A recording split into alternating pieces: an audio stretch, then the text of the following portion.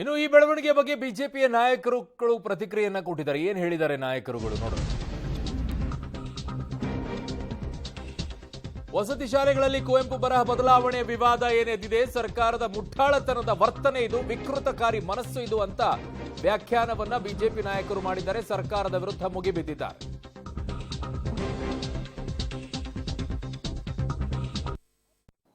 ಸರ್ಕಾರದ ಜ್ಞಾನದೇವರಿಗೂ ಕೈ ಮುಗಿದು ಒಳಗೆ ಬಾ, ಇದ್ರಾಗ ಏನು ತಪ್ಪದ ಹೇಳ್ರಿ. ಸರ್ಕಾರ ಎಷ್ಟು ಒಂದು ಮುಠಾಳತನದಿಂದ ವರ್ತಿಸ್ತಾ ಇದೆ, ಹೈಟ್ ಆಫ್ ಅಪೀಸ್ಮೆಂಟ್ ತಲುಪಿದ್ದಾರೆ, ತುಷ್ಟೀಕರಣದ್ದು ಅಂತ ಅನ್ನೋದು ಈ ಘಟನೆಯಿಂದ ಸ್ಪಷ್ಟ ಆಗ್ತದೆ. ಕುವೆಂಪು ಅವ್ರಿಗೂ ಅಪಮಾನ ಇದೆ. ಅಂದರೆ ಕುವೆಂಪು ನಿಮ್ಮ ಪ್ರಕಾರ ಜಾತ್ಯತೀತ ಆಗಿರಲಿಲ್ವಾ? ಕಾಂಗ್ರೆಸ್ ಪಾರ್ಟಿ ಮತ್ತು ಕಾಂಗ್ರೆಸ್ ಸರ್ಕಾರ ಎಷ್ಟು ಪ್ರಮಾಣದಲ್ಲಿ ಹಿಂದೂ ವಿರೋಧಿಯಾಗಿದೆ ಅಂತನ್ನೋದು ಇದೇ ಆಧಾರದ ಮೇಲೆ ಸ್ಪಷ್ಟ ಆಗುತ್ತೆ. ಕರ್ನಾಟಕದ ಕಾಂಗ್ರೆಸ್ ಸರ್ಕಾರಕ್ಕೆ ಏನಾಗಿದೆ ಅಂತ ಗೊತ್ತಿಲ್ಲ. ಕುವೆಂಪುರವರ ರಚನೆಯನ್ನು ಬದಲಿಸಿ ಪ್ರಶ್ನಿಸಿ ಅಂತೇಳಿ ಹಾಕಿದ್ದಾರೆ. ಬಹುತೇಕ ಅವರಿಗೆ ಕೈಮುಗಿದು ಅನ್ನುವಂಥ ಒಂದು ಇದೆಯಲ್ಲ ಶಬ್ದ, ಕೈಮುಗಿದು ಅನ್ನುವಂಥ ಶಬ್ದ, ಅದೆಲ್ಲ ಹಿಂದೂಗಳೇ ಕೈ ಮುಗಿತಾರೆ ಅನ್ನುವ ಕಾರಣಕ್ಕೆ ಹೀಗಾಗಿರ್ಬೋದು ಏನೋ ಅನ್ನುವಂಥ ಆತಂಕವನ್ನು ಅಲ್ಲಲ್ಲಿ ವ್ಯಕ್ತಪಡಿಸ್ತಿರೋದನ್ನು ನಾನು ಕಂಡೆ.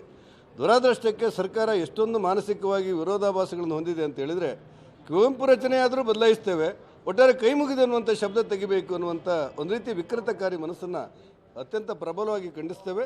ಜ್ಞಾನ ದೇಗುಲ ಇದು, ಜ್ಞಾನ ಪಡ್ಕೊಳ್ಳೋದಕ್ಕಿದೆ.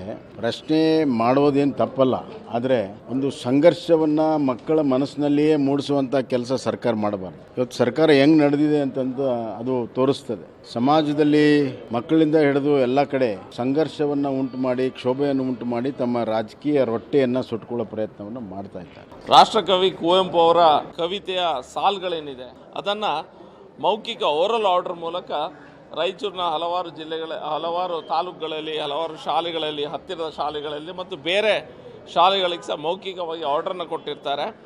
ಜ್ಞಾನದೇ ಗೆಲುವಿದು, ಕೈ ಮುಗಿದು ಒಳಗೆ ಬನ್ನಿ ಅದನ್ನು ಚೇಂಜ್ ಮಾಡಿ ಜ್ಞಾನದೇ ಗೆಲುವಿದು, ಧೈರ್ಯದಿಂದ ಪ್ರಶ್ನಿಸಿ ಅನ್ನುವಂಥ ಒಂದು ಸ್ಟೇಟ್ಮೆಂಟನ್ನು ಹಾಕುವಂಥ ಕೆಲಸ ಸರ್ಕಾರದಿಂದ ಆಗಿದೆ.